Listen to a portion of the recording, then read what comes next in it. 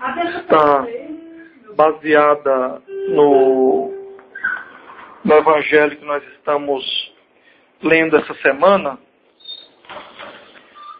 registrado pelo evangelista Mateus, capítulo 10, para mim pessoalmente, um dos capítulos mais profundos, mais realistas de toda a Escritura.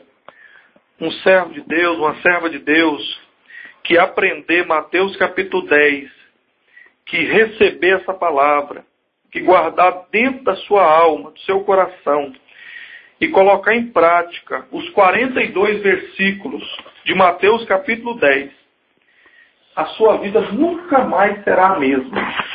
Foi um divisor de águas para a minha vida, para a minha fé, continua sendo e sempre será. E todas as pessoas que eu conheço, que estudam Mateus 10, recebem os ensinamentos do nosso Salvador aqui, as suas vidas mudam de uma maneira notável. E eu quero fazer menção do versículo 22, que nós estamos lendo durante essa semana em família. O versículo 22 do capítulo 10, escrito pelo evangelista Mateus, o nosso Salvador traz uma palavra bem objetiva, clara, e tira as máscaras, tira o engano, a fantasia, e já vai derrubando toda a enganação do sistema religioso, e vai deixando claro a missão de cada um de nós, depois que nós conhecemos a palavra, recebemos a palavra, se cumpre em nós o que está em Mateus 11, 28, a gente vem cansado, oprimido, em várias áreas, cada um de uma maneira mais profunda em cada área, e após a libertação, nós então temos a missão de obedecer o ID. E em Mateus capítulo 10, o nosso Salvador ensina como é que será a vida de um homem, de uma mulher, de um moço, de uma moça, quem vai servi-lo, como está proposto no Evangelho. Então ele diz o seguinte, o nosso Salvador falando em Mateus 10, 22. E odiados de todos sereis por causa do meu nome, mas aquele que perseverar até o fim será salvo. Eu vou repetir a parte B, que é fundamental que todos nós gravemos na nossa mente, no nosso coração, e que nós tenhamos essa palavra afirmativa do nosso Salvador, assim, pronto para falar, para meditar e para vivê-la. Mas aquele que perseverar até o fim, esse será salvo. Os irmãos, pode sentar, esteja à vontade na presença de Deus. Essa palavra é uma palavra muito clara e que não faz rodeios.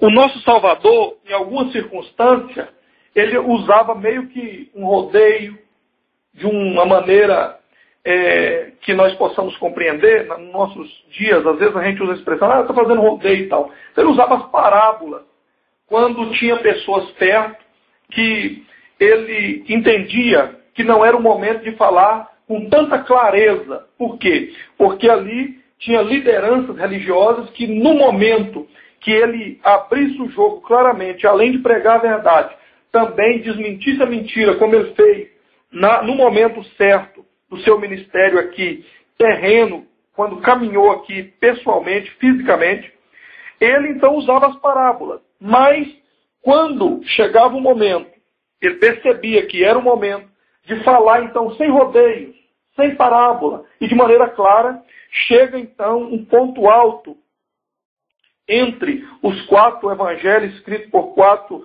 evangelistas, contando o ministério e mostrando o que realizou o nosso Salvador e ensinou, praticou.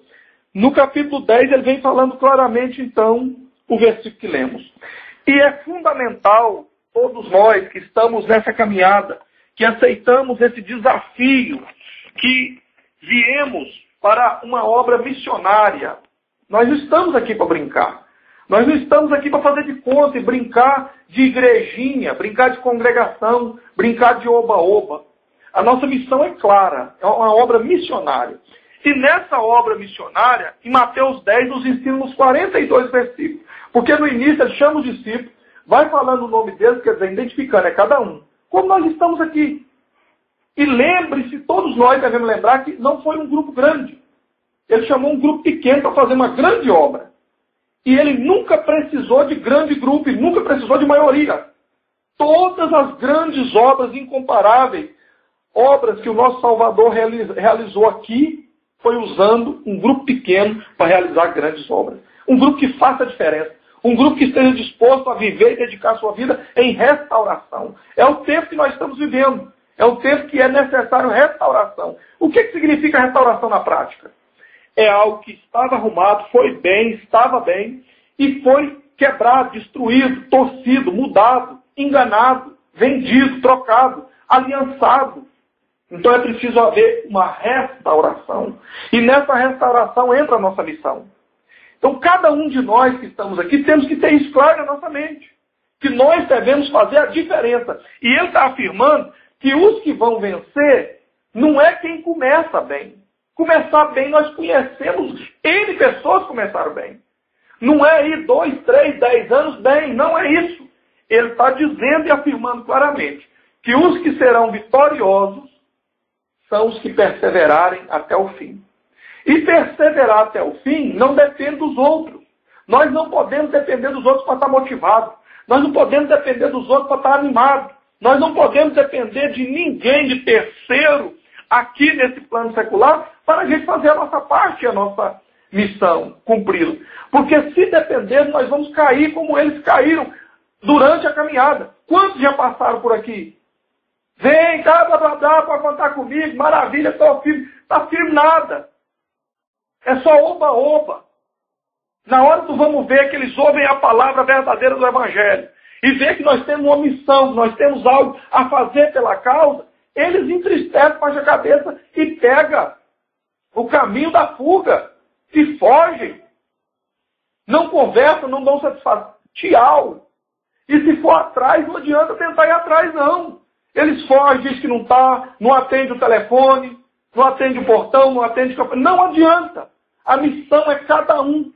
Não adianta nós olharmos para a esquerda nem para a direita. Nós temos que olhar para o alto, como todos os homens e mulheres vencedores na fé, como está registrado em Apocalipse, aqueles que estão lá no trono, ao lado do nosso Salvador. Por quê? Dedicaram tanto a sua vida, se tornaram mártires. E aqueles que se tornam, chegam ao ponto de se tornar mártires, eles vão primeiro, eles têm esse privilégio. Não aguarda então o arrebatamento. Não aguarda então a vinda do nosso Salvador.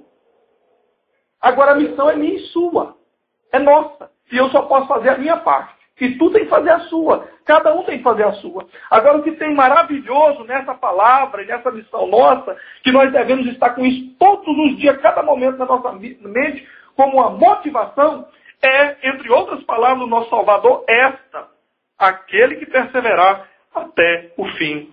Não falou que depende de um grupo. Não falou que depende de muita gente. Não falou que depende de nada que o sistema aqui diz que é prioridade. É cada um com Deus, cada um fazendo a sua parte. Aconteça o que acontecer, faça a tua parte. Eu estou fazendo a minha parte. E não tente viver se alimentando da minha parte, porque não funciona. Tem a palavra, tem o ensino, é o meu dever como pastor. Vou continuar fazendo, pregando, ensinando, segundo o Evangelho do nosso Salvador, mas cada um tem a sua parte.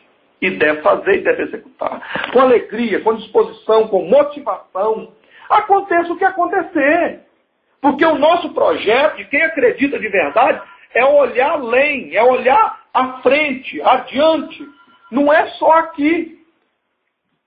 O projeto é muito além. O projeto é depois das fronteiras. Não é só nessa vida. O projeto vai além, vai à frente. Se nós enxergarmos só aqui hoje, só nesse momento aqui que nós estamos vendo a olho nu, nós seremos mais um grupo derrotado, igual está aí o sistema religioso.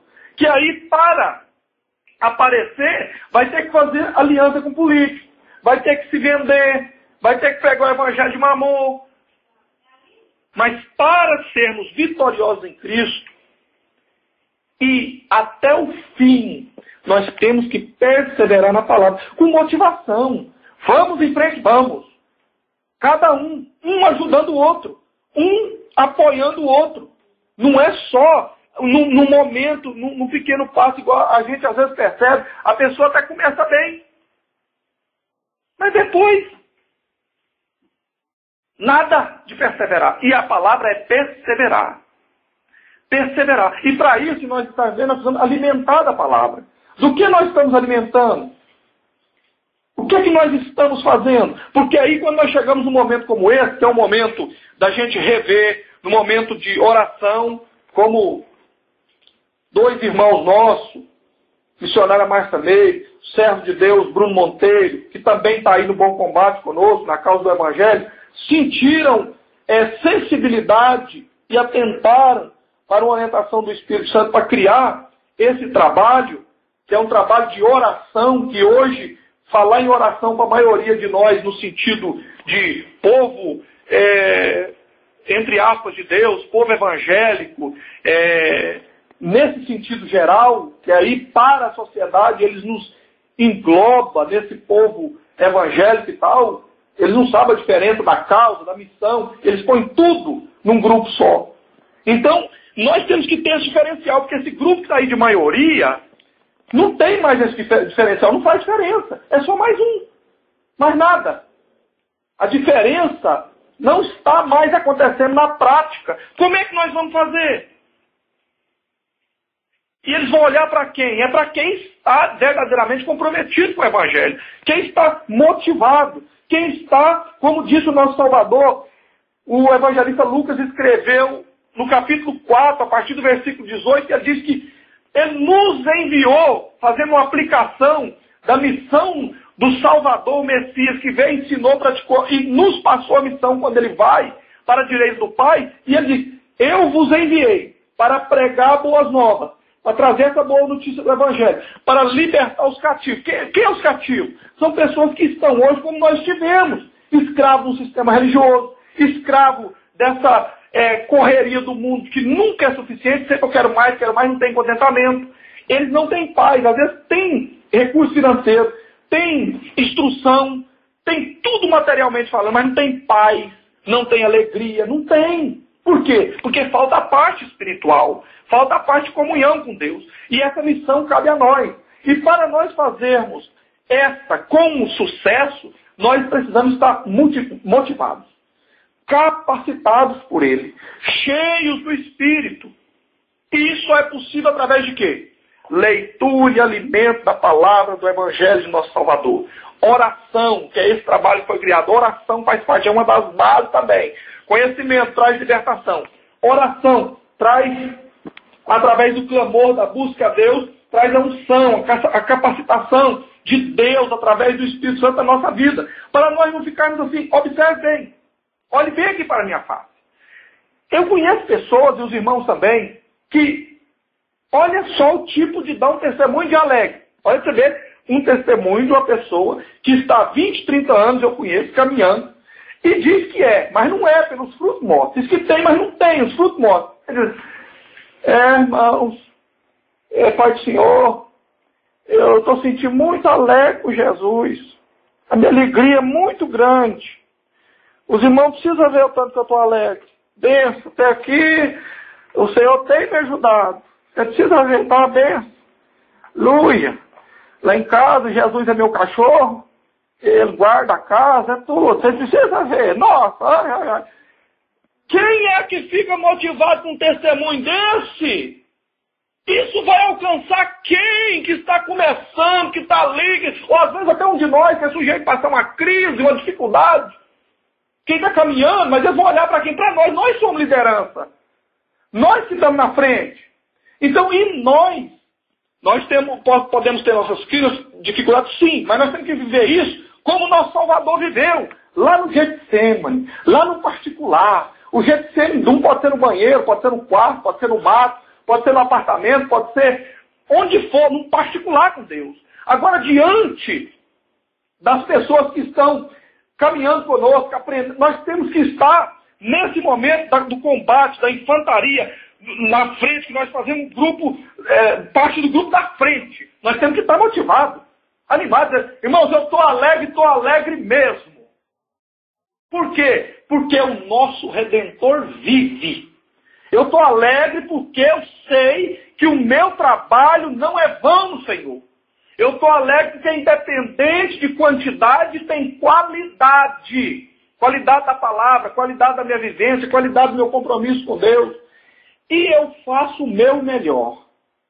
Então isso me dá certeza, eu estou alegre, porque eu sei que no final, quem perseverar até o final, está a palavra do meu Salvador me garantindo, será salvo, será vitorioso. E todos quantos quiserem vir, pode vir, que tem vaga, tem espaço para todos.